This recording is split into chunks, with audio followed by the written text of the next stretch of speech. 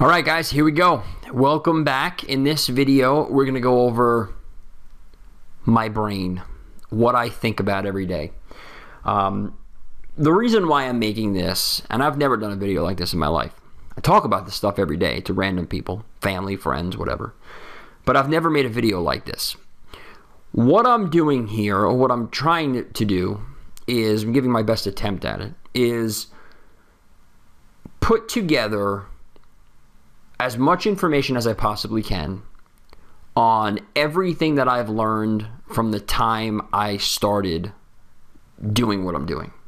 Okay, when I started selling at 15 years old. Everything that I've learned from that point. Now, obviously, you know, I'm not going to be able to tell you everything that I learned, but what I'm trying to do here is give you the common theme in everything that I see. All right?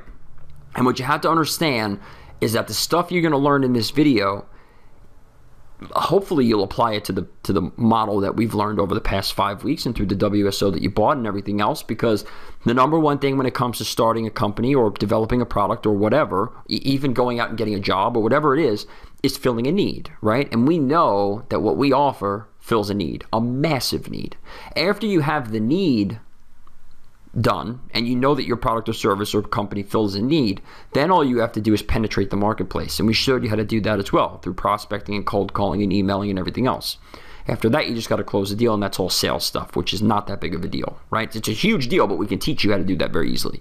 The mindset stuff, though, is something that, you know, some people are going to do it, some people aren't, and that's just the way it is, right? And unfortunately, most people won't. I'm just telling you that from experience. I've been doing this for a very, very long time. Seminars, books, you know, training courses, everything. You know, I've been doing this for 15 years, and most people aren't going to do it. I hope that you are not one of those people. Most people aren't going to do it. All right, so what we're going to learn here, again, you can apply it to anything in your life. Doesn't matter what it is, any business, any company that you have, relationships, you know, whatever it is, you can apply the things that you're going to learn here to anything. All right, so this is just basically a random collection of things that I've learned, tried. Some of the stuff I've been successful at, some of the stuff I haven't been, and I just wanted to pass it on to you so that you can use it in whatever you decide to do going forward. All right, the video is going to focus primarily on the things that successful people have in common so that you can do what I believe to be the number one key to success, which is modeling people who are where you want to be. Okay? What you have to understand about modeling is that the term is thrown around a lot, and people talk about it a lot, and you know, people, it's a big NLP thing, so people think it doesn't work or whatever, but here's what you have to understand. Okay? The example I always give is golf and Tiger Woods, right? If I can figure out what Tiger Woods does every day, what he eats, how he dresses, how many golf balls he hits a day, what his schedule is like. If I can figure all those things out, minus the cheating on the wife thing, if I can figure all those things out, and I do those things consistently every single day for 6 months, and that is my only focus in life, all I do is do everything Tiger Woods does.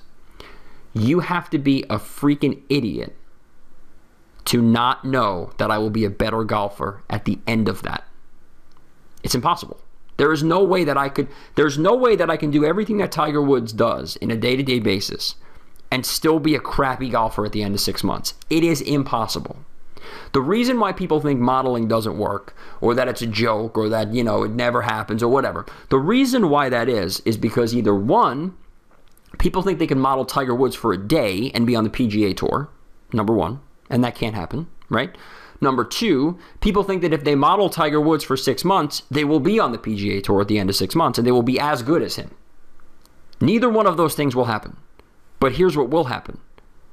At the end of the time, you will be a much better golfer, and you may be even better than the person that you modeled, depending on who it is and what you're actually modeling them on. And you can use that in any area of your life. All right? If you want, let's say you're single and you want a relationship. Well, guess what? Find somebody who dates a different girl every day and ask them, how do you pick up all these people? How do you approach them? How do you talk to them? How do you get them to interact with a conversation with you? How do you do all of those things? If you do everything that that person does, you're going to talk to more people. End of story. Now, you don't have to go out and date a new girl or guy every day, but you're going to talk to more people. If you talk to more people, then step 2 comes into play. Now, what do you have to do? You have to model people who have great relationships. How did you guys meet? What are the first things that you said? What was the first date that you did? How do you keep the relationship the way it is? How do you keep the passion going? And on and on and on. And once you figure that out, if you do the same things that those people did, you may not have the greatest relationship in the world. You may not have as good a relationship as them. You may have a better one. But if you do those things, the relationship won't suck, right? If there's a salesperson who's a top salesperson in your company and you do everything that that person does, you may not beat him, but you'll be better than you were the day before. So understand that. It's not about, modeling is not about getting to where the other person is. Modeling is about getting as close to the other person as you can. It's a big, big difference. When I teach courses, whether it be a WSO or, clients that I consult or sales training, whatever, I always tell people, listen, I'm going to teach you the things that I've done, that I've seen success with, that my clients have seen success with, but I don't want you to expect to be ever as good as me. I don't want you to be, expect to ever be as good as the top salesperson in your company. What I want you to do is I want you to focus on the things that I do so that you can be the best that you can be. Now, it's possible that you will eventually be better than I am. It's possible that you might be better than the best person in your company. You might be the best salesperson in your company. Who knows? Doesn't matter, right? But modeling allows you to be the best that you can be and continue to push yourself forward to become better and better every single day in every area of your life. It doesn't matter what it is. So that's what we're going to primarily focus on here, all right? We're going to compare and contrast the difference between unsuccessful people and successful people and how they approach specific situations in a different way, all right? My quote-unquote life list of books is currently at 435. I read 2 books a week, every week, since I was about, 2 books a week is recent because I have more time now. But when I was younger, I'd maybe read like a book every 2 months or something. But now I read a book every 2 weeks, and I have been doing that for a while. 435, right now I'm reading my 436th, and what you have to understand is that these books are not PDFs on the Warrior Forum. They're not, blog posts. These are books from proven people that I know. I've read every Donald Trump book ever put out. Rich Dad, Poor Dad like 25,000 times. Think and Grow Rich, obviously, everyone's read that. Do the Work by Stephen Pressfield, which is awesome. Every Stephen Pressfield book is awesome. Every Seth Godin book is awesome. Donald Trump, I already said. Lee Iacocca books, Bill Gates, Henry Ford, Warren Buffett, the President of the United States. Even though I'm not a big fan, I still read all of his books because he's a successful guy, right? I mean, he is. Whether you like him or you don't, he's a successful guy. I read a lot of books on politicians and how they got to where they are, not because I want to be a politician or because I really care about it, because I believe they're the greatest people on earth. They tell people the same thing over and over again. It never happens. They completely lie. Everything that they say is a complete and utter disaster, but they still manage to get votes from everyone.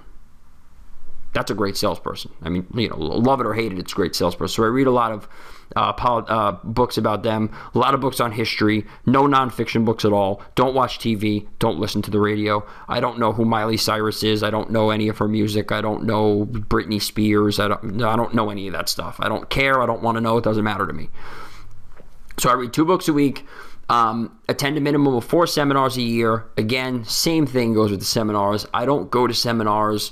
I don't go to the Warrior Summit once a year. I don't go to, internet marketing seminars. I don't do that. The seminars that I go to, they cost $10, $20, $30, $40, $100,000 to attend. And I'm not saying you have to do that at all. But those are the seminars that I go to. And most of the seminars that I attend, if there's 20 people in the room, there's a lot. Okay, if there's 20 people there, there's a lot. I don't go to seminars with 2,000 people in it. I don't go to Tony Robbins seminars, even though I used to and I enjoyed them. I don't go to them anymore. There's just too many people. Too many people, and there's too many unsuccessful people who are trying to get out of the rut. I'm past that point, okay? I'm not in the rut anymore. I am a successful person. So what I need to do is I need to go to the seminars that cost $10,000, $20,000, $30,000 a piece for a ticket so that I can, here's the key, so that I can surround myself with other people who are better than I am. I don't want to be the one pulling others up. I want to be the one that's being pulled. It's kind of like if you ever took a course or read a book on real estate, right? You buy the house on the block that's the ugliest house in the best neighborhood. You don't buy the best house in the rundown neighborhood, because then you're pulling up everyone else's property value. If you buy the worst house in the best neighborhood, everyone's pulling your property value up. That's how you buy a house. Same thing with a seminar. Same thing with surrounding yourself with people. Same thing with networking. You don't want to be friends with people who are below you and try to fix them and help them. You want to be friends with people who are above you, better than you, and have attained goals that you only dream of attaining. Because once you get to that level, those people will pull you up. All right? And that's why, really the only reason why, I attend seminars like that. It's not really for the learning experience, even though I do learn a lot from a lot of them that I go to. It's much more about surrounding myself with the right people. And that's where those types of people hang out. Okay? One of my best friends in the world, it has nothing to do with the internet or you know, the consulting or this type of stuff. But one of my best friends in the world is he's in the financial sector. He's a currency trader. And, he's a commodities trader, and he makes about $250 million a year. He's 29 years old. He has a Ferrari in every color. He has houses all over the world, and he makes about $250 million a year. He is the type of person that the Occupy Wall Street people complain about every single day. He is a Wall Street, quote unquote, fat cat. How did I meet him? At a seminar. He's one of my best friends in the world. Now, do you think that person at $250 million a year, seeing the things that he has, seeing the things that he does, seeing everything about his life, do you think that pulls me up or pushes me down? For me, it pulls me up. Now, if you're an unsuccessful person who watches American Idol all day and listens to Z100 or the rap music or whatever else, if you're that type of person, you look at that person and say, well, why does he need 5 Ferraris? Why does he need such a watch? Do you really need to make that much money? Well, look at all the poor people. Do you really need all of that stuff? For me, I say, wow, if that guy can do it, and I have dinner with that guy 3 nights a week, and I know his wife, and I know his kids, and he's one of my best friends in the world. I talk to him every day. We hang out all the time. We go to Islander games together. We go to Giant games together, Jet games together. We hang. He's my best friend. It's like my brother. If he's willing to share his life with me in that way, and I'm willing to share my life with him in that way, do you think we're pulling each other up or bringing each other down? We are pulling each other up like you guys would not freaking believe. And I met him at a seminar that cost $20,000 to get in, probably 5 years ago or 4 years ago, whenever it was. Okay, and at that time he was a trainee. He was a trainee. He was making, I think it was making like $1,000 a week as a trainee with Merrill Lynch, and now he's making $250 million a year. Commodities trader. Okay. So what I'm going to do is I'm going to teach you in this video what I've learned over the course of the last 20 years of my life. Basically, I'm going to stick to common themes that I've found in almost all of the 435 books that I've read, almost all of the seminars, almost all of the successful people. They all have common traits. They all do some things the same way. Okay, and there's a very big difference between the way unsuccessful people do things and successful people do things. And I believe that if you can change, first of all, if you know what an unsuccessful person does in a situation as opposed to what a successful person does in a situation, then you will be able to spot it and change the way that you do it. And I believe that if you change the way you do certain things in your life, you'll be able to become successful. It may take a little bit longer than some other people. You may make it quicker than some other people. It doesn't matter. But if you change the way that you think and you change the way that you act, you change the way that you react to certain things, success is guaranteed. Okay, because every single person that I've ever met that's successful has common traits. And that's what this video is going to teach you. All right? So, number one, unsuccessful people, talking about fear, unsuccessful people see fear as a warning sign to prepare. And professionals, psychiatrists, psychologists, whatever, the reaction, they call the reaction to fear the fight or flight response. Right? And a lot of professionals now are incorporating a third part of that. They're saying fight, freeze, or flight.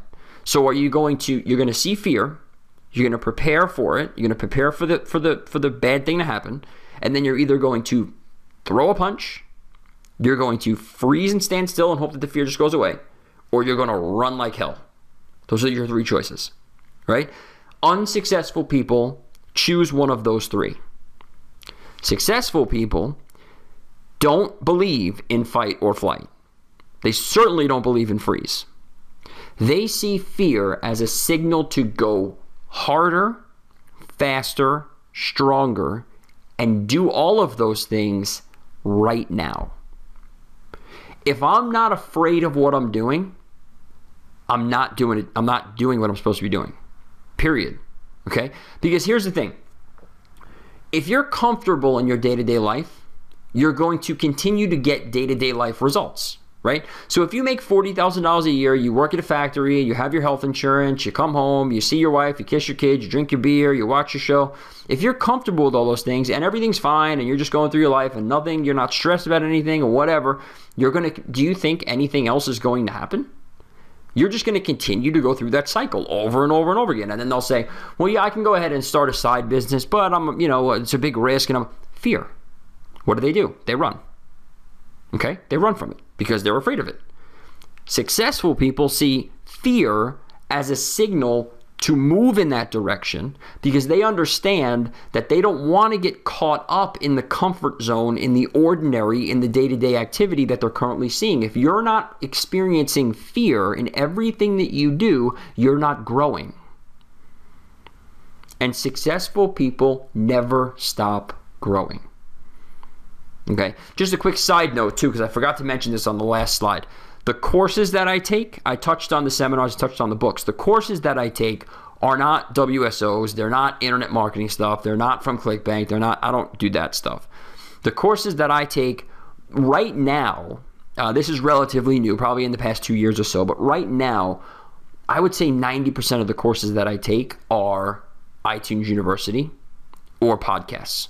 Okay, so I listen to podcasts, business related, personal development related, history, I do a lot of. When it comes to iTunes University, I do a lot of, again, business, finance, investing, international business, psychology is a big one. I do a lot of psychology courses. I try to pick as many courses as I possibly can from Liberty University. They're a great organization, great school. They provide great content, and their training is absolutely unbelievable. So Liberty University is one that I recommend, but there's plenty of them. Right? You can go to any school you want. It doesn't matter. But that's usually the courses that I take, iTunes University and podcasts. I used to love Dave Ramsey's podcast, but I found out that most successful people do not subscribe to his way of thinking about money and investments and all that. If your goal is to be in the middle class, his information is absolutely bar none the best out there. If your goal is to be filthy, disgustingly rich and have everybody in the world hate you besides your friends, which is our goal, hopefully, right? Then his stuff is just not going to work for you. It's not that it's bad, because it's great. It's not bad. But just for my goals in my life and my aspirations, I can't subscribe to his philosophy because it just won't get me to where I need to be. So I used to listen to him a lot, but I don't anymore. But there are a whole bunch of different, other ones. A great one, if you're a guy, because it's primarily targeted to men, is called The New Man podcast. I forget the guy's name. Actually, you know what? Let me just give it to you. I have my thing right here. I will give you the guy's name so that you can go ahead and download it. Obviously, podcasts, all this stuff is free, so you don't have to worry about paying for it. iTunes University primarily is free. There's some paid stuff on there as well. Okay, the guy's name is Tripp, Tripp, Lanier. Lanier, and I'll link that up at the bottom of the video so that you have it. It's called The New Man Podcast. There's a whole bunch of other ones. There's a whole bunch of podcasts on there. Another one that I like to listen to is Quick and Dirty. All the quick and dirty stuff, quick and dirty tips on how to do things quicker, on how to do your taxes right, and there's a whole bunch of different quick and dirty things that you can listen to. I don't have the name of the person that does it in front of me right now, but again, I'll put the links to the bottom to all the stuff on the. I'll put all the links in a PDF that you guys can download. How's that? Okay, so that's that. I kind of went backwards there, but fear, it's obvious, right? And I wanted to start off with this because a lot of you are afraid to get on the telephone. A lot of you are afraid to do presentations. A lot of you are afraid to knock on doors. A lot of you are afraid to approach cold people. And you have to understand, successful people, they're afraid of that too. But they view and react to fear in a different way. They view fear as a signal that they're going in the right direction, and they react by doing something right now. And that's probably the most important thing, doing it now. If you have to make a phone call and you know that you have to make that phone call, and you go and you make a cup of coffee, and you go and you get, a shower, and you go and change your clothes, and you go out and you get the mail, and then you go make the phone call, you're going to be terrified. But if you just look at the phone numbers, they got to call the guy, boom, dial the phone, hey, what's up? Fear never happens. It never, ever happens. When I'm talking to people about relationships, and I hate bringing the dating thing back up, but when I talk to people about relationships and how to improve their relationships with their friends and their, loved ones or whatever it may be, a lot of times I get asked, how do you approach people to meet new people, right? Whether it be a friend or a potential girlfriend or whatever it is, or boyfriend or whatever, it doesn't matter. You approach people the same way, right? And a lot of people have approach anxiety. They don't like to approach new people. So what I always tell them is, when you see the person from a distance, you start to analyze. And you start to say, well, I don't know if I can approach her because I'm not dressed to approach people right now. I'm in sweatpants and a t-shirt. I have a hat on. I didn't shower today. I haven't shaved in 3 days. Fear, fear, fear, fear, fear, and you walk right by. But if you see that person, and the second you see them, boom, hello, how you doing? My name is whatever, nice to meet you. The fear never happens. You're already in the interaction. So you have to do, when you're afraid of something, you have to understand, if fear means you're going in the right direction, and fear means you have to do it right this moment. No waiting. All right? Along the way, I'm going to give you some resources too on what things that you could pick up. A good book on fear, even though it's not really about fear, but it will help you overcome fear. A good book on that is called Eat the Frog or Eat This Frog. It's a Brian Tracy book. I think it's called Eat This Frog or Eat the Frog or whatever. It's a great book on fear, because what it does is it teaches you to do your biggest, ugliest thing first, right away. Second you get up, biggest, ugliest thing, the thing that's going to be stressing you out all day, nail it out first. And it teaches you a system on how to do that. You can rent it from the library if you want. If you have a Kindle, you can use the library thing, so you get it digitally, whatever. It's a cheap book, though, if you got to buy it. So it's not that big of a deal. All right. Unsuccessful people have goals and are goal-oriented. Some have a plan attached to the goals, but most don't. You will hear unsuccessful people say, yeah, my goal this year is to lose 20 pounds. And that's where it stops. There's no written plan. There's no, action related to the plan. There's no obstacles that they might face. There's no key people that they have to know in order to achieve that goal. There's no deadlines on the goal. There's no deadlines for the action steps they have to take. There's none of that stuff. It's just, New Year's resolution, lose 20 pounds, boom, done, whatever. Yeah, I'll probably join a gym. I don't know. Change my diet. I don't know. Just stop and trying to lose 20 pounds. And that's how it ends. That's how unsuccessful people set goals. And they consider themselves goal-oriented.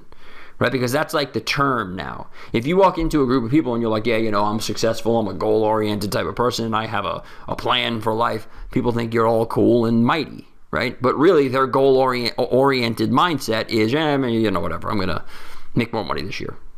And that's where it ends. Successful people have goals, but more importantly, successful people have a vision. And there is a major difference. When I teach this, I do a lot of work with schools. By the way, I don't know if I ever told you guys that, but every single Friday, I do a talk at a school in my area, whether it's a high school or a college or even sometimes junior high. One of the biggest things that I talk about is the difference between setting goals and achieving them and having a vision. Vision is different than a goal. A lot of people will think that a vision is just a big lofty goal, right? But it's not. A vision cannot be attained. You can never realize your vision. A vision is something that is lived every day.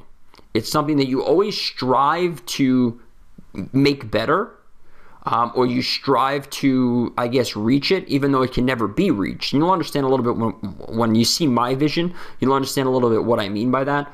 But it's a lifestyle. And it's the reason why we do what we do. It's the underlying reason as to why we do what we do. And the number one reason why most people don't achieve their goals is because their why is not strong enough. Why is their why not strong enough? Because they don't have an overarching vision for life. All right? Successful people have a vision, then the goals support the vision. Without the vision, you just have goals spread out all over the place. Go back to a couple weeks ago, or it might even have been the first video that we did, when I talked about the difference between making money and building a company. Making money, you just go out there and sell stuff, right? Give me anything you want, I'll just go sell it, put money in my pocket, and then we'll figure out what we're going to do tomorrow. That's just making money. That's being a salesperson. That's a great life. It's fun. I love doing it, right? I love it. But it's not building a business. And you'll never be long-term successfully that way. You'll never be successfully long-term that way. So when you have a vision, that's in comparison to building a company around what you're doing. So the goals are just running out making money all day. But the vision, if you have that vision supporting all of the goals, then you have the structure around it and you have the why behind the goals that you're setting. All right? Next, unsuccessful people underestimate what it will take to reach the goals even if they have a plan. Okay? So what happens is they'll say, yeah, I'll lose 20 pounds. I'm going to join a gym and I'm going to go for 20 minutes or a half hour a day for 3 days a week. You're not, first of all, you have to understand that you're going to fail at most of the stuff that you do. That's just life. Everybody does, right? You're going to fail or miss every goal that you set for the most part. That's a good thing if you set your goals the right way. It's a bad thing if you do it the way that the unsuccessful people do it. So what they'll do is they'll say, yeah, I'm going to go 3 days a week for a half hour a day, and my goal is to lose 20 pounds. That's how an unsuccessful a person plans out their goal. They underestimate what it'll take to reach it, okay? Because they don't incorporate a percentage of failure inside of it. A successful person severely overestimates what they want to do because they understand that failure will always happen. So if I'm going to lose 20 pounds, if I lost 20 pounds, I'd probably die because I've been 140 pounds my whole entire life. But if I had to lose 20 pounds, if that was my goal, I would first find someone who had achieved that goal and find out what they did, and then I would do that like times 5. So if that person went to the gym every day for an hour, I would go to the gym every day for 2 hours. If that person ate, 1,500 calories a day, I would eat 700 calories a day. If that person drank 5 cups of water a day, I would drink 15 cups of water a day. If that person ran for an hour a day, I'd run for 2 hours a day. Because I understand that a lot of times, I'm not going to run the 2 hours. A lot of times, I'm not going to eat 700 calories, I'm going to eat 900. A couple times that's going to happen, right? So I kind of anticipate the failure, so I overestimate what it's going to take me to do so that failure can still allow me, even with the failure in there, it still allows me to get close to the goal that I want to achieve. Next, unsuccessful people understand the words should, want, and enough. And they use them over and over and over and over and over again until I want to puke on myself. Well, yeah, I really should be, I should go to the gym every day, or, I really should, work overtime, or I've been thinking about starting this business for a long time, and I really should go to the score.org location in my area and get help writing a business plan, or I really should cold call this morning, but I really can't, or I really want to go to Disney World, but I haven't done it yet. And then the worst one of them all is, $75,000 a year. I work 8 hours a day, get vacation time, get sick days, have great health insurance. It's enough to make me happy. That is the freaking death of a human being. I'm telling you right now, man. You might think I'm overboard. You might think I'm crazy. When you have reached the level of enough, you start to die. Everything starts to go down. If you stop growing, you're dying, right? Look at a flower outside in your garden. I have rose bushes all over my whole entire yard. My whole entire house is lined with rose bushes, all different colors, all around the whole entire house, right? In the spring, in the summer, whenever they're growing, spring, summer, fall, if I walk around my house, the rose bushes are doing one of two things. What are they doing? They're either growing or dying. A rose bush never says, you know what, I'm high enough. I'm high enough. It's cool. I'm not going to go anywhere. I'm not going to go down, but I'm not going to go up either. They're either going up or they're going down. That's it. They're turning pink or white or red, depending on the bush, or yellow or whatever, or they're turning brown. So when you reach the enough mindset, you start to move backwards because you get in that comfort zone and you're either growing or you're dying. Successful people don't even know what those words mean. End of story. They don't. It's never enough. And that's why it drives me crazy. I was on a radio show one time. I'm not going to mention the name of it because I don't want people looking it up because I said some crazy things, like I always do. But I was on a radio show. It was a pretty popular one. It was a political type thing. And the person was saying, the typical talking point. They were saying, well, isn't X amount of dollars enough? Why do you need that? Why do you need the second home? Why do you need 3 cars? Why do you need 4 kayaks in the backyard? You're one person. Why do you need 4 of them that are all the same in different colors, that are all set up with paddles and depth finders and fishing rods and everything else? Why do you need 4 of them? You can only ride one at one time. Why do you need 4? The answer to that question is because once you have enough, you start to die because you're not growing anymore. Successful people don't understand the word should. Should is must.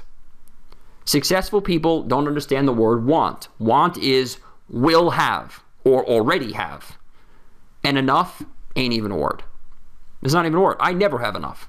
I can have every single dollar ever printed by the Federal Reserve and I would go to another country. I would start overseas because it's never enough. You have to continue. It's not about money. It's about growth. It's about growth. We have to continue to grow. As human beings, we have to continue to grow. If we're not growing in every single area of our lives, that area of our lives is dying at that point. All right? Next, unsuccessful people believe that outside events, this is probably the biggest one out of all of them. Unsuccessful people believe that outside events beyond their control are the source of their problems, but they always take credit for their successes. You guys hear this, I hear this, hundreds of times a day. Whether it's a news program, or a newspaper, or a family member, or a friend. Well, we just heard it. Tonight is the State of the Union was tonight. I didn't watch it because I don't really give a crap. But the State of the Union was tonight. And I read some of the stuff on some of the blogs about what was said or whatever. Well, we really need to start creating jobs. What does that make people think? In order for me to get a job, someone else has to do something to provide me with that opportunity so that I can go and do it. And then what they say is this, but I sent out 100 resumes on the computer and no one's hiring. Unsuccessful people allow others to control what they can and can't do. Successful people always control their own destiny and know that the problems they face are their fault, and the successes that they have are directly caused by their actions and their actions alone. So the difference between these two people is very simple. The top part, the white font, they make excuses. The yellow font, they just do shit over and over and over and over again, and they make it happen. And they know, regardless of what it is, if it's something that happens that's negative, it's their problem. If it's something that happened that's positive, it's not, you didn't build that on your own because we built the roads and bullshit. If something happens in my life that's great, it's me. I did it. Not you. Not you. Not the town of East Hampton. Not the county of Suffolk County, New York. Not New York State. Not the government. I did it. It's me. Now, there were other people that were involved that I hired, that I helped, that I partnered with. But at the end of the day, it was my actions that caused that to happen. Good and bad. I remember when the hurricane hit. There was one day where I lost it a little bit. When the hurricane hit, it was about day 4 or 5. It was last year, Hurricane Sandy hit my area pretty bad. And it wasn't as bad as most, but it was bad. And we were without power for about 10 days. Now, you would think, I have 4 kayaks, I have a 21-foot fishing boat, I have a 35-foot cruising boat, beautiful house, pool, cars, everything. I'm not bragging, I'm just saying. You would think, with all that stuff, I would have a freaking generator. Well, I don't. I didn't at the time. So, day 4 or 5 comes without power, and I start to think to myself, these people, LIPA, Long Island Power Authority, what the hell are they doing? Their only job on Earth is to keep the power on. Their only job. That's it. And they're not doing it. They're not doing their job. And I started to get really angry. Like to the point where I was going to the store and I saw LIPA trucks in a diner. And I was like livid. Rage. Like I wanted to go into that diner and just start wiping people out. Because I'm like, why are you sitting down for an hour eating a goddamn meal when everyone in our county's lights are out? You have to work until the job is done. Take a 15, 20-minute break, eat in the truck, I don't care, but don't sit at a diner and have a 4-course meal. That's crazy. That happened for a day. And then I remembered this. It's not LIPA's fault that my lights are out. I'm an idiot for not having a generator. I can't depend on other people to provide me with what I need. I have to do it myself. I have to do it myself. When the storm left, the generators were out for a while, but when the storm left, I bought a generator. Now I have one, so if it ever happens again, it probably never will, but because I have a generator. So I saved everybody else. Because I bought a generator, we'll never have another storm. Kind of like the snowblower. Bought a snowblower, we don't have snow. This year we did a little bit, but now I'm truly in control of my own destiny when it comes to that area. And that's everything. Okay, that's everything. You have to prepare and you have to be ready and you have to be responsible for whatever it is that happens, good and bad. Next, successful people distract themselves from their problems and continue to have them. Successful people watch American Idol. Unsuccessful people, by the way. Sorry. Unsuccessful people distract themselves from their problems and continue to have them. They watch American Idol. They listen to music. They read nonfiction books, fiction books all the time. They watch YouTube videos about cats that are dancing on pianos. That's what they do.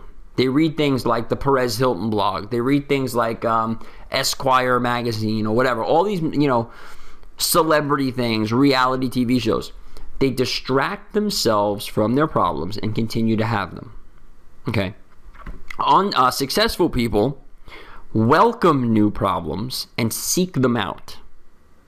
Successful people never have the same problem over and over again. Successful people welcome new problems and seek them out. Unsuccessful people have their problems and continue to have the same one over and over again. Successful people seek out new problems and never have the same one again. Okay? So when a successful person comes into a problem, they don't stop until it's solved. Once it is solved, they know that they need to continue to grow. So if they need to continue to grow, what does that mean? New problems. Because when you're growing, you have issues. So when you have issues, you know you're doing the right thing. But those issues need to be solved instantly, right away, as quickly as possible. Unsuccessful people distract themselves from their problems by things like TV shows, movies, magazines, books that are fiction, and, whatever else. Sometimes it's even worse. Drugs, alcohol, porn, going out until 3 in the morning and, whatever. They distract themselves any way possible because they don't want to face the problem that they have. And that causes them to continue to have the problem over and over again. And then, go back a couple slides, then it continues on by saying, well, if those 1%ers on Wall Street didn't make so much money, then I wouldn't have this problem. Or if my idiot boss didn't decide to move his company to another country, then I wouldn't be unemployed and I wouldn't have this problem. Or there's so many people applying for one job that I can't get one, or whatever excuse they come up with that day to make themselves feel better. Successful people never do that. They have the problem, they face it, they overcome it, then they go on and they seek out new problems because they understand that with growth comes new problems And with problems comes new opportunity to solve them. Next, unsuccessful people wait for things to happen and wait for others to provide. This is great. Successful people make things happen and are the ones who provide for the unsuccessful that are waiting. That about does it, right? That about explains how the economy works. Unsuccessful people submit resumes on a computer. Unsuccessful people collect unemployment checks. Unsuccessful people wait for the President of the United States to announce some big policy that's going to increase jobs, which is never going to happen. It never has happened, and it never will, because he can't do anything to create jobs. I feel bad for the guy. I hate him, but I feel bad for him because he's talking about this whole job creation thing, and he can't do anything about it. He's not the guy that does that. I am. You guys are, hopefully, if you start doing the things that I'm teaching you to do. Other business owners are. We're the ones that create the jobs, not him. If you're waiting for Washington, D.C. to create jobs, those guys can't even add. They can't even understand that we take in X amount of dollars and we send out twice as much and we're not going to go broke. They can't understand that. If you're waiting for them to create your job for you, you're in trouble, man. Serious trouble. So unsuccessful people wait for other people to provide for them. Successful people just make things happen. They don't mess around. They go out. If a successful person, let's say he works for a living. A successful person loses his job. Do you think a successful person is going to sit behind a computer and email companies a resume all day? No, they don't do that. A successful person loses a job, guess what they do? They put on their suit, they get in their car, and they drive, and they knock on doors, and they say something like, listen, I may not have the resume that you're looking for. I may not have the education that you're looking for. I may not be the right person for the job. I don't know. But if you're willing to give me a shot for 30 days and test me out, I promise you that I will be the best employee you've ever had. And if I'm not, you can fire me on the spot. Fair enough. Because successful people always know how to sell. Right? And that's part of selling yourself. Unsuccessful people are afraid to sell. They have a negative view on salespeople in general.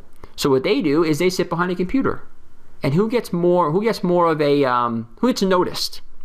The guy who knocks on the door in the suit and says, listen, I know you have resumes all over your desk, but I wanted to meet you face to face. I may not be the perfect candidate for the job. I may not have a resume like everybody else. I may not be the right person for the job. I don't know. But what I'm willing to do is this. I'm willing to come here for 30 days, and I'll even work for free if you want. And if everything that I do is horrible, you can fire me. But I promise you that I will do everything in my power to be the best employee that you ever had. I will be here on time, even early. I will stay here late. I will do every job that you come at me with, whether it's sweep the floor, clean the toilets, balance the books, whatever it is. I will do the best job that I possibly can, and I promise you I will never disappoint you, and all I'm asking for is 30 days. If you love me, we can continue on with the relationship. If you don't, you can fire me and I'll do it for free.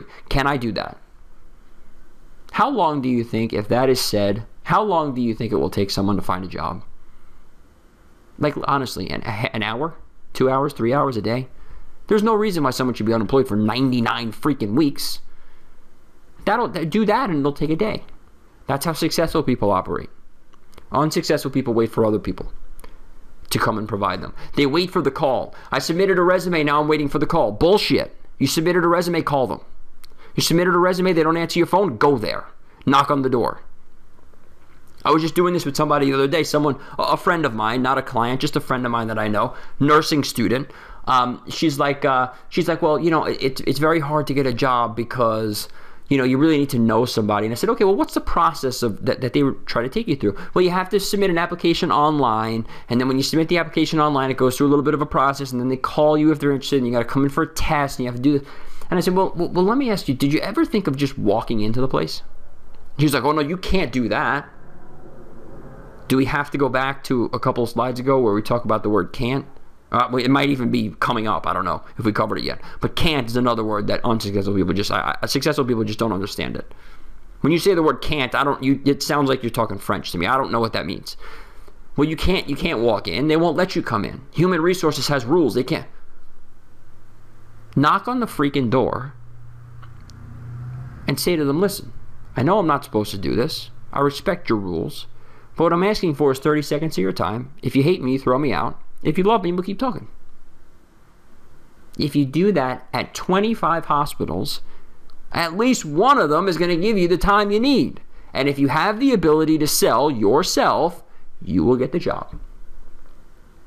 Now, I don't know what she ever did, but that's the advice I gave her. All right, unsuccessful people believe that money isn't everything, it can't buy happiness, and there are other things in life. I can't tell you how many poor people told me that in my lifetime. It happens every day. Successful people believe the same as the unsuccessful people. They believe that money isn't everything. They believe that money can't buy happiness.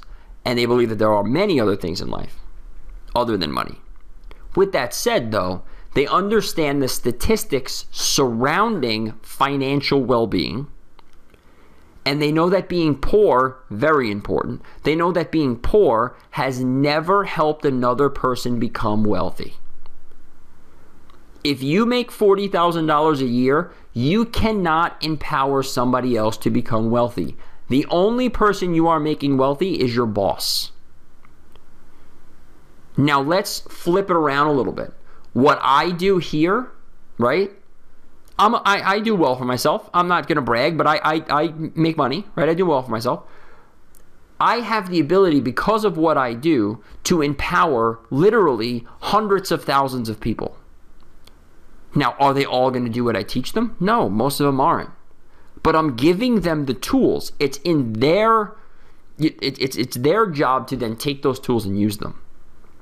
So because of the position I'm in financially, and with my education that I had, and with the knowledge that I have, and with the experiences that I have, I'm in a position where I can empower literally millions of people. Eventually, as I go on through life, I can empower millions of people and give them the tools they need to become financially successful, and successful in their relationships, successful in their businesses, grow their companies, learn how to sell, whatever it is. Poor people can't do that. They just can't. It's impossible.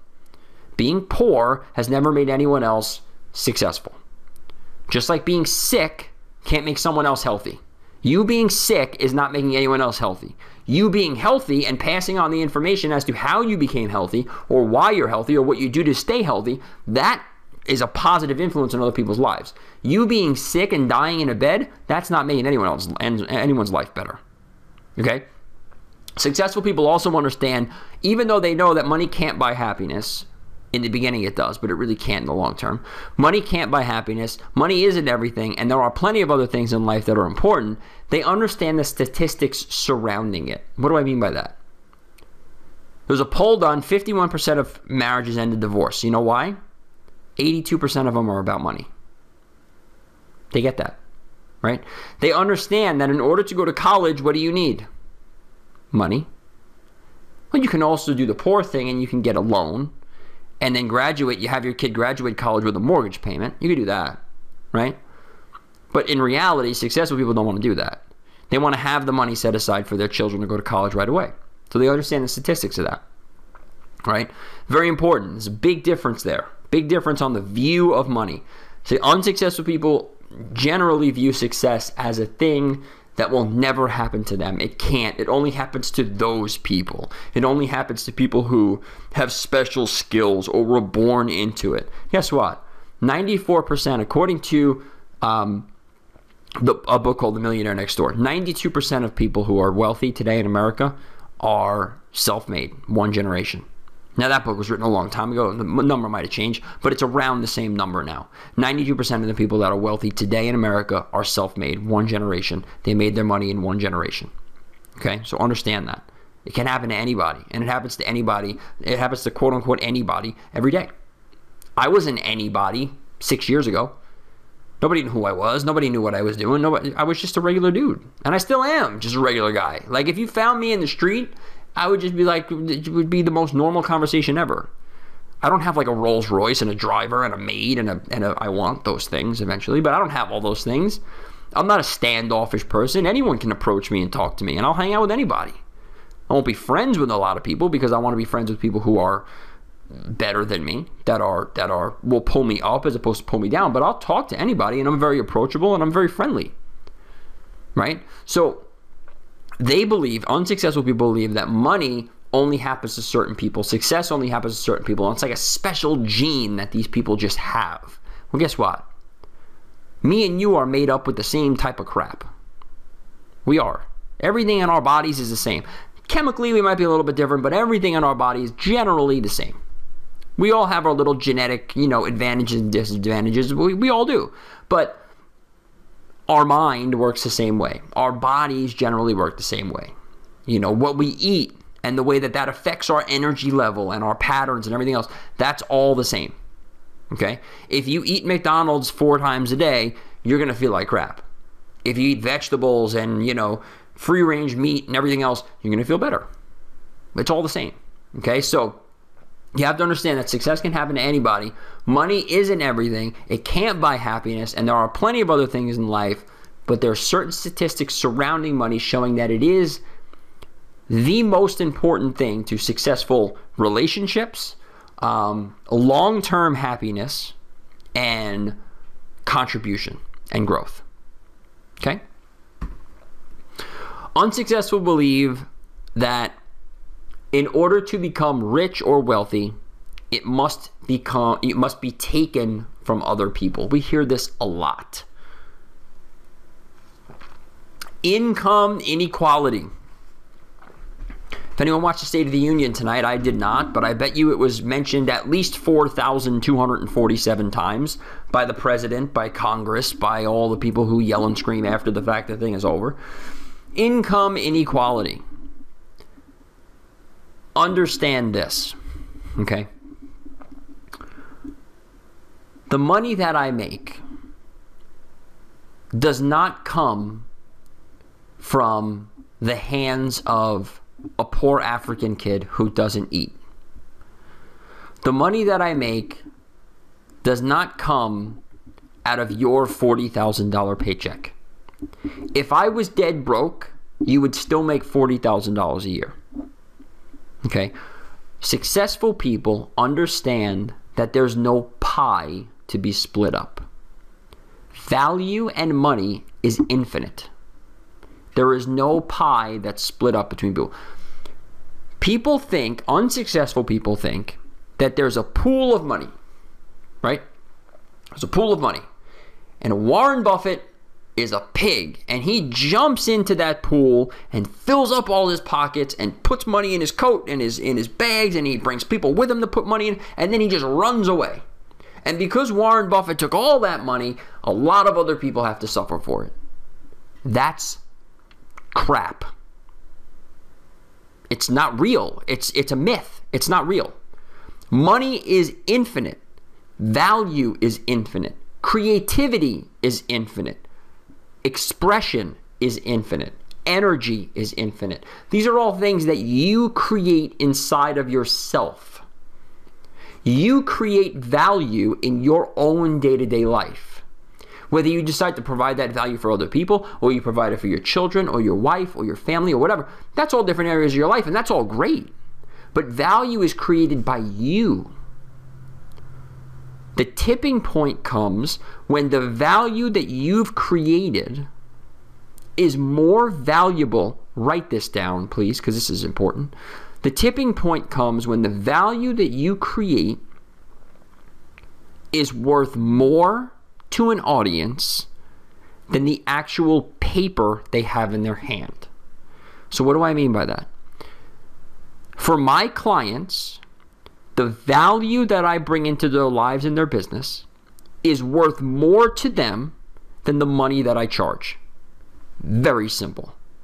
When you reach that tipping point where the value that you create is worth more than the money that's in their bank account, that's when you start to become wealthy, and that's when you start to make money like crazy.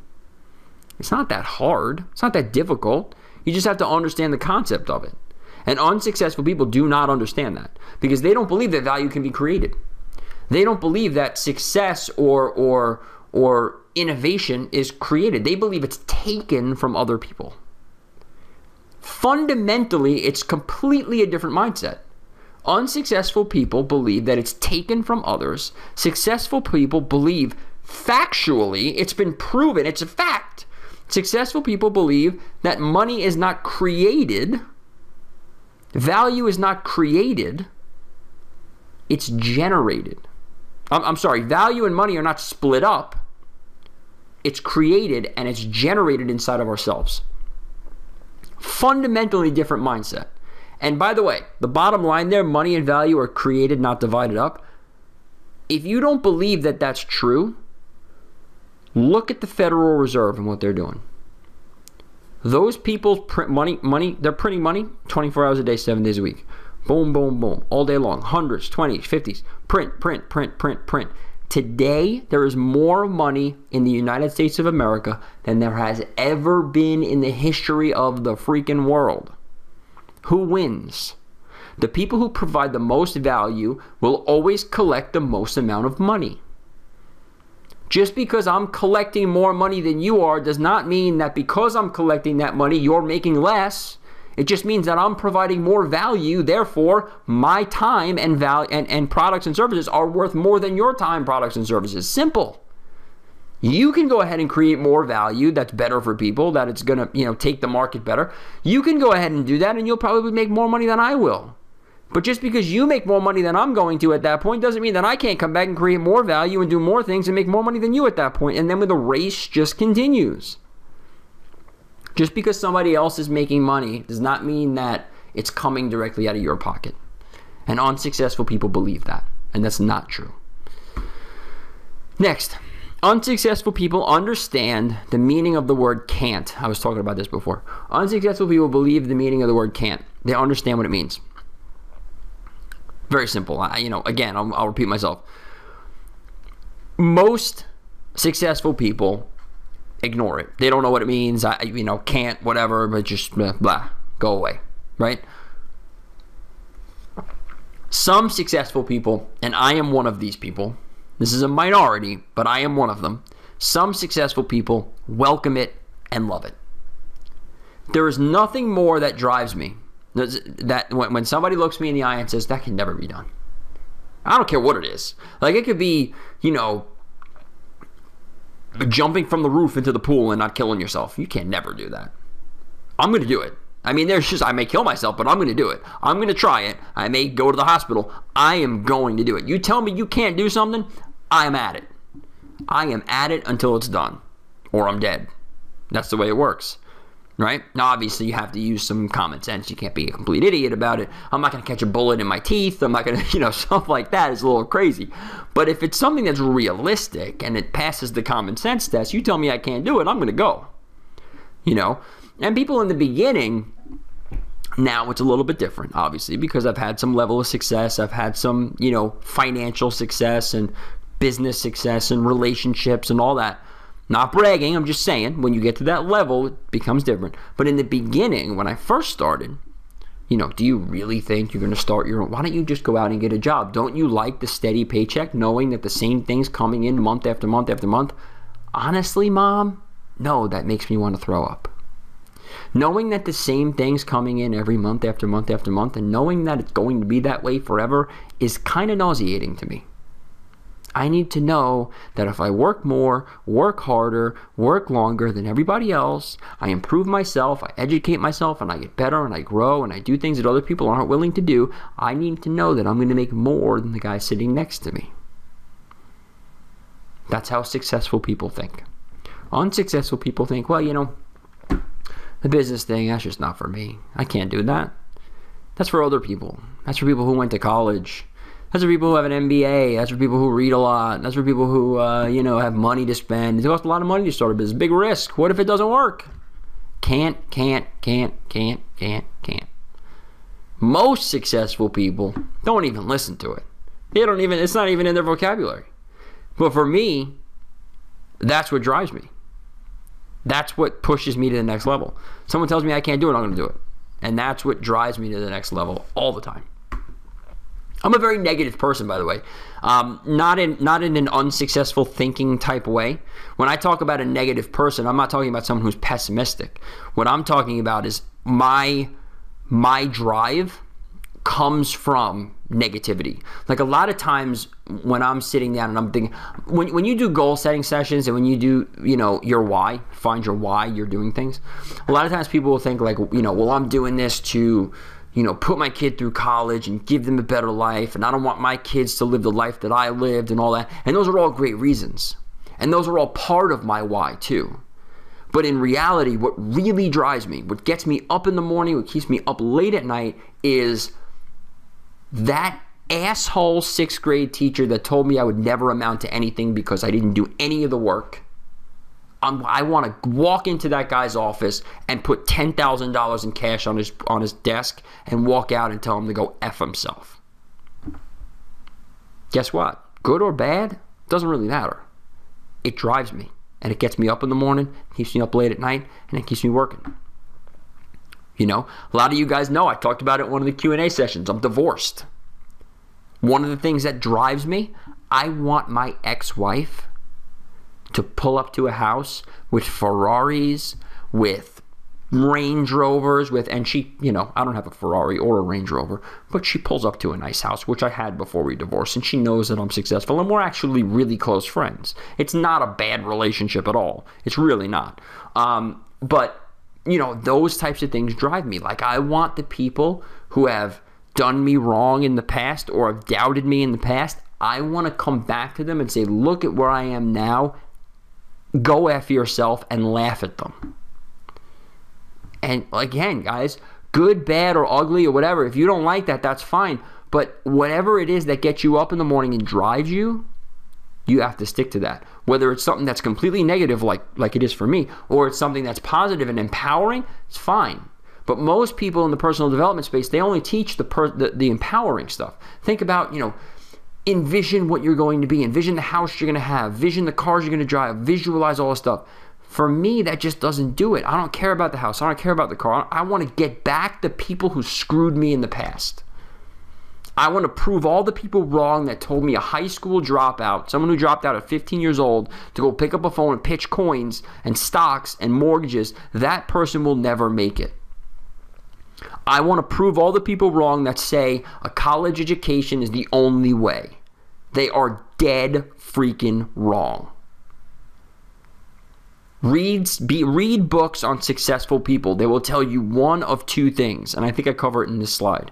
They will either tell you that education is extremely important, but other things are more important, or they will tell you education is a crock of shit.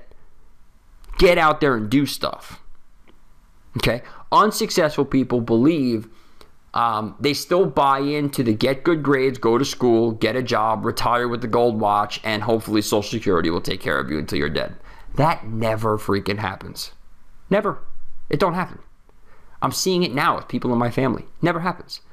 Guy who made, true story, in my family, guy who made $175,000 a year from the time he was about 40 until the time he was about 70 years old, right? He has his pension, his IRAs and his 401k, so he's fine. Social Security pays him $300. I think it's, I don't know the exact number, so I'm lying to you, but it's something like this. $325 a week or something like that is what Social Security pays him. Now, Social Security is supposed to be what we live on when we retire. So if he wasn't financially successful, making $175,000 a year, saving a lot of it, investing it wisely, and having all, everything set up, he probably has $3 or $4 million in his IRA account and his investment accounts, all total combined. So he's set, right? Someone very close to me. Talk to him every day. He's a family member. If he didn't have all those things and he said, yeah, you know what, Social Security, that's going to be, whatever, I can just spend all the money, get credit cards and buy a new house every time I get a raise and all that, like a lot of people do. If he were to do all those things, he would be freaking in a shelter. In a shelter. And these unsuccessful people still believe, go to school, get good grades so that you get into a good college, get good grades so that you can get a good job, and then after your good job, you retire with a gold watch, and you live. They also use the term like follow your passion. What do I want to go to school for? I'm not sure. Well, what do you love? Wrong answer. Where is there a freaking need that needs to be filled? Not what do you love? I don't give a shit if you love to paint. If you can't make money painting, then you have a problem. I don't care if you're obsessed about French history. What the hell are you going to do with it when you get out of college? Fill a need. If you're going to go to school, fill a need. Most successful people believe that education is important, but like I said before, doing is much more important. You start reading books about people who are successful in life, whether it be a business person or whatever kind of success you want to look at, politicians, whatever. Most of the politicians you see are college educated people, they're lawyers, whatever. But if you look at business people, most of them are they will either tell you through their writing or seminars or audio tapes or whatever, they'll either tell you that they did not finish school, or they will tell you that they did finish school, but they didn't use anything that they learned in school after the fact. Rarely will you hear, my company is going great, and thank God I went to that Harvard MBA. Because if it wasn't for that MBA, I would not be where I am now. You're never going to hear that. I promise you. Read any kind of book you want from any single person, you will never hear it. There are people that will tell you education is important, and it is. College isn't important, but education is important. I'm a highly educated person. Dropped out of high school when I was 15, but I'm a highly educated person. I know more about things than most people that I know. Specific things, though. Specific things. I don't waste my time on knowing about what Congress is doing every day, like a lot of people argue about. I don't waste my time on learning about who's nominated for the Oscar this week. I don't waste my time about who's on American Idol or what the Beverly Hills Wives are doing. I don't waste my time on things like art, because for me, I don't care. I don't waste my time on music. I don't care about it. I don't care. It doesn't put money in my pocket. It doesn't grow me spiritually, financially, relationship-wise. It doesn't grow me at all, so I don't pay attention to that. You want to talk about the stock market? I will eat you alive. You want to talk about the real estate market? I will eat you alive and chew you up and spit you out. You want to talk about starting, growing, and building companies? I'll destroy you. Those are the things that I know. So I always tell people I'm a genius. I'm a genius in a very few certain specific things. And I'm an idiot in almost everything else. And that's how you kind of have to be. And that's what self-education is all about. You can pick and choose what it is that you want to learn based on where you want to go with your life and where you want to grow. Next. Boy, this is a long video. Unsuccessful people save, plan, and invest. I love this. I was talking about Dave Ramsey before. I love Dave Ramsey. I really do. It's just that his way of doing things does not meet what I need to be. It doesn't. It's just not the way that I need to go to reach the goals that I want to go. It's great for middle class people. It is. Awesome. I recommend it to people all the time. My mother did Financial Peace University. My grandparents did Financial Peace University. Friends of mine did it. They buy his books. I love the guy. But for me, it's not what I need to do because I have bigger goals than that. I don't want to be rich when I'm 65. I want to be rich when I'm 25, and I was. Now I'm in my mid-30s, and I still am, and I'm richer than I was then. If I were to buy and hold and wait and 12% interest, compound interest, and IRAs, I would have drove myself crazy. Unsuccessful people plan, save, invest long term, buy and hold, which is for freaking morons, by the way. Buy and hold, and they think Social Security is the key to a great retirement.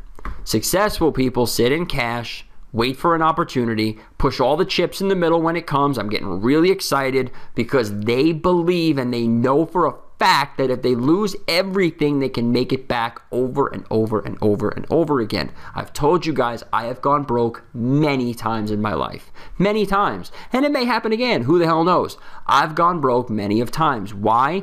Because I sit in cash. I don't diversify. I sit in cash.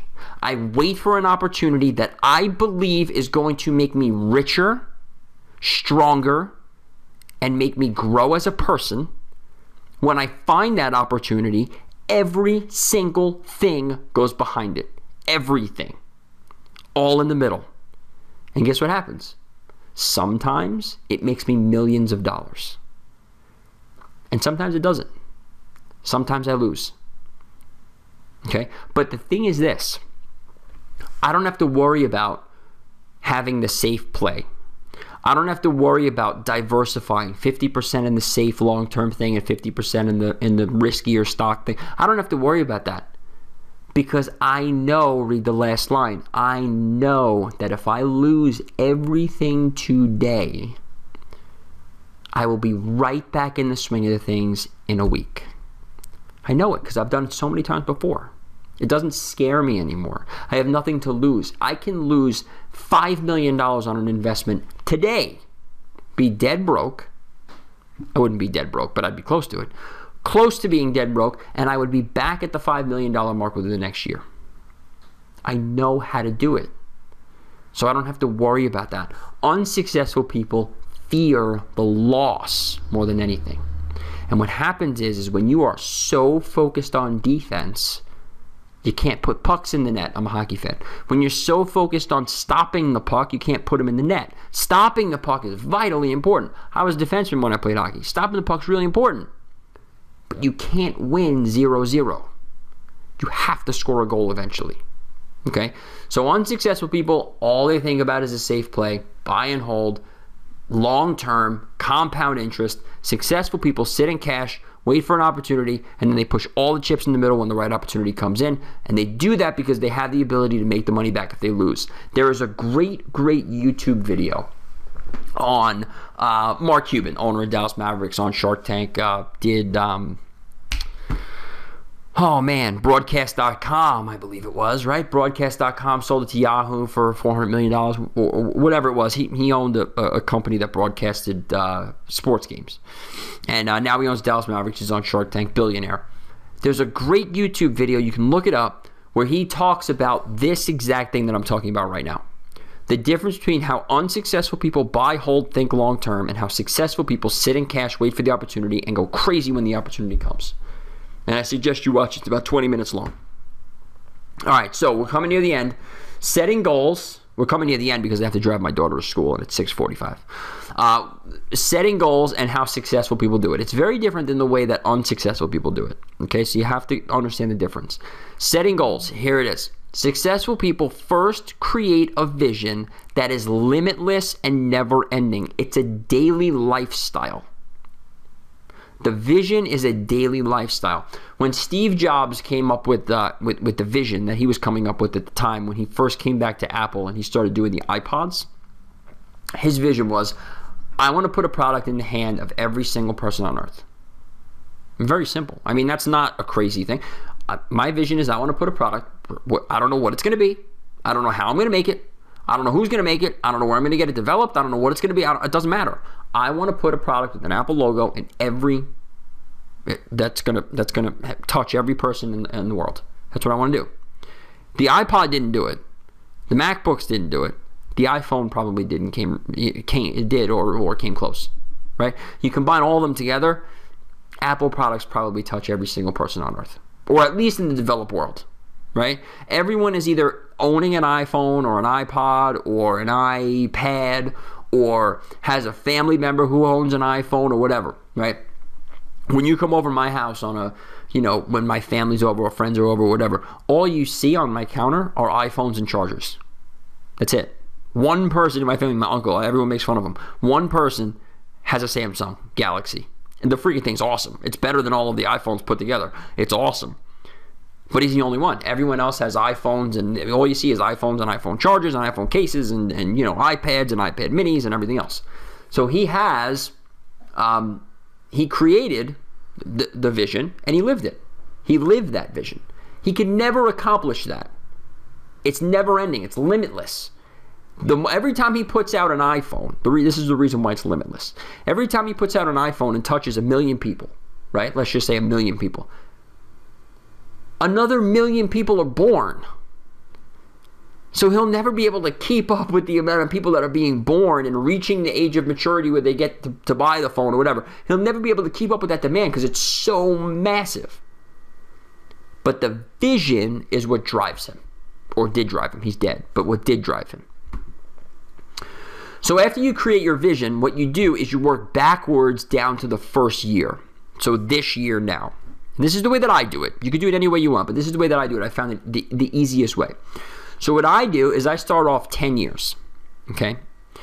I do this every year, once a year, 10 years, set goals. Income, you can use any kind of topics you want, but the ones that I usually use are, actually, you know what? I'm going to grab the thing, it's right back here, so I'm just going to grab it and read it to you. The topics that I use are income, things, relationships, development / giving back, and net worth. Okay? Those are the things, and spiritual. Sorry, there's another one there. Income, things, relationships, development and giving, net worth, and spiritual. Those are the goals that I have for each one of those. 10 years, 5 years, 3 years, and 1 year. All right? So obviously your 10-year goal is going to be like my 10-year goal is like have a net worth of $100 million or some crazy thing. But that's your 10-year goal is the biggest one out of all of them, right? Your 5-year goal then supports the 10-year goal. So if you're going to get to the 10-year goal, you first have to reach the 5-year goal. So let's just use $100 million as the estimate. The 10-year goal is to have $100 million a year income. Well, the 5-year goal can't be a $200 million a year income. That's crazy. Right? The 5-year goal maybe is a $25 million a year income.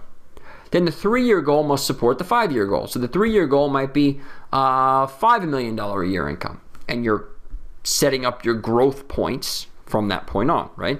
In order to grow, you have to grow at a specific rate in order to get to the 5-year, and then you have to grow again at a specific rate to get to the 10-year. The 1-year goal is to make $1 million this year, or whatever it is for you, right? That's whatever it is. We're just using easy numbers.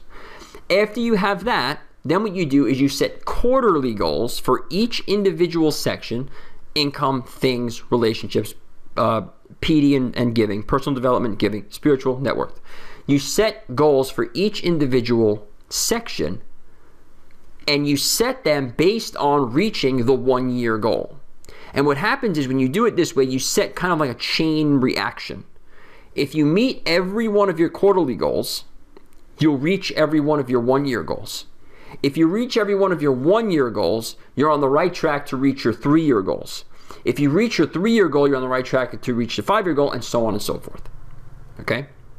That's how successful people set goals, just like that.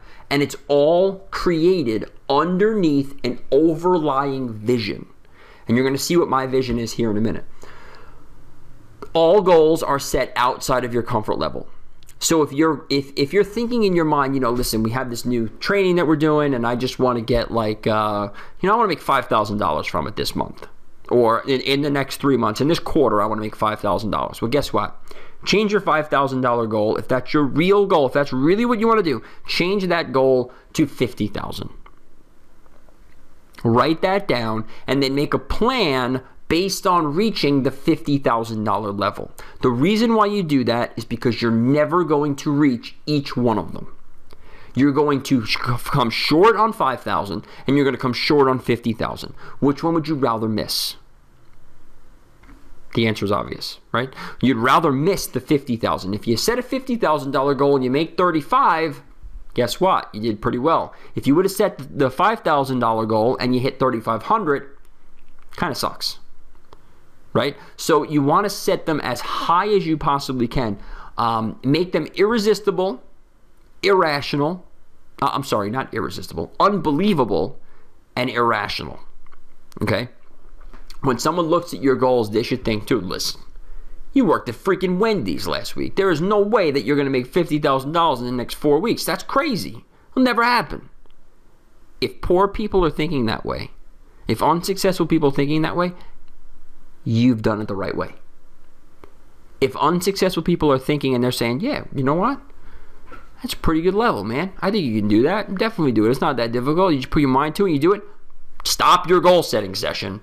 Throw them out and redo them because they're too low. And the problem is when you hit a goal, it's too low. You sit there and you say, that really freaking sucked. And I've done it plenty of times. Plenty of times. I've set goals that were low that I knew I could attain. And literally it was like 3 days later, I'm like, oh yeah, I hit that one. And that really didn't do anything for me. It sucked, right? So you want to make sure that they're irrational and hard to believe to the poor, unsuccessful people. Rewrite your goals every morning and every night. I do this every day. I have been doing that literally since I'm 20 years old, I guess, or somewhere around there, 15 years. Every morning, first thing I do is write my goals out. There's not many of them. There's 9. Every time I write my goals out. Every morning, every night, right before bed, write my goals out. I have a loose leaf binder that's next to my bed that you just saw me pick up or listen to me pick up and read from. Every morning, every night, I write the goals out. And I write my vision out as well.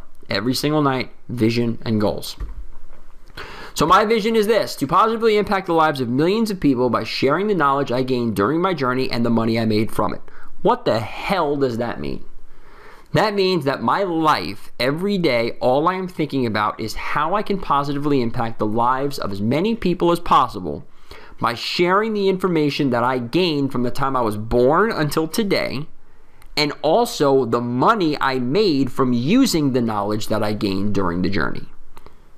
Okay, now, the key word in here is millions.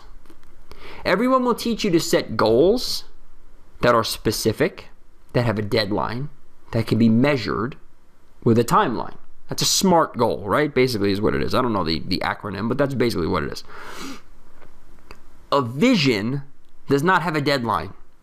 A vision is not really measurable. There's no timeline for it. Millions of people. That could be 2 million. It could be 100 million. Sharing the knowledge. What knowledge? We don't know. Just whatever comes to mind. Using the money that I made. How much money? Where are you going to give it? That's not a vision. When you start getting into that type of detail, that's not a vision. A vision is very simple. Here's what we're going to do. Here's the overall picture. Like I said, Steve Jobs, I want to put a device that we own in every single human being's hand. That's a vision. He knows he can never achieve that. He knows it. But he lives that life every day. And he sets his goals according to that. Next. What I suggest you do to set your goals, if you want to do that, and everybody should. The hell did I just hit? There we go. What I suggest you use to set your goals, if you're going to do that, and everybody should, is Brian Tracy's free PDF goal thing. It's like really freaking stupid and easy, but it works. It's really, really good, and it makes goal setting very, very easy to do. What he does is he takes you through, I think it's a 14-step process. You only need to complete 7 of them, though, and you'll understand why when you actually see it. But if you go there, you have to opt in. But you go there and you opt in, and he gives you the free thing, goes to your inbox. And he doesn't spam you with crap either. He's a good guy, and all of his information is really good as well. I have seen it, the free PDF. I have never used it personally, though. And the reason why is because I have his book, Goals. And it's the same thing. It's basically the same thing as that. It's just stretched out into 150 or 200 pages or whatever. So that's what I would use if I were you. And lastly, every successful entrepreneur in business started with 3 things and 3 things only. This is what they started with. Ready? Forget about the idea. Forget about the product. Forget about the service. Forget about the market. They all started with 3 things. Number 1, obscurity. Nobody knew who the hell they were. Number 2, cold contact. And number 3, unrealistic and irrational action. Those are the 3 things that every successful entrepreneur or business started with. When Steve Jobs first came onto the planet, nobody knew who the hell he was. How did he do that? How did he get known? Cold contact. It's the only way to go. It's the only way that you can get known when nobody knows who you are. How did he get to be known to the level that he's known now, or was known when he was alive, or whatever? Through unrealistic and irrational action. That means that on Sunday when the football game is on, you're not watching it. You're putting up flyers, you're handing out business cards, you're knocking on people's doors. That's irrational. It's crazy. People think about that. What the hell are you doing? What I'm doing is I'm taking irrational action that no one else is willing to take, because I know that if I do this, I'm going to be a massive success. Bill Gates, the same way. Warren Buffett, same way. Nobody knew who he was. How did he get known? Through cold contact. Cold contacting sucks. We all know this. I happen to love it, but normal people hate it, right? But what do? You do what everyone else does not want to do, which is unrealistic and irrational action. If you call someone at 8 o'clock in the morning, are they more likely or less likely to pick up the phone? They're more likely to pick it up. Is it going to piss them off? Maybe. Do we care? No. Is it unrealistic and irrational? Yes. Is everyone else going to think you're crazy? Yes. That's why you do it. And that's how successful people think. Unsuccessful people think, well, nobody really knows who I am, so I can't do it. Bullshit. Cold calling, that's scary. Good. Calling someone on Sunday at 9 o'clock in the morning, that's not the right thing to do. That's unrealistic. I can't do that. That's why I'm going to do it. Because you're unwilling to. And this is why I harp on the cold calling thing. This is why I push it so freaking hard to you guys. Because every single person in the offline marketing industry will not do it.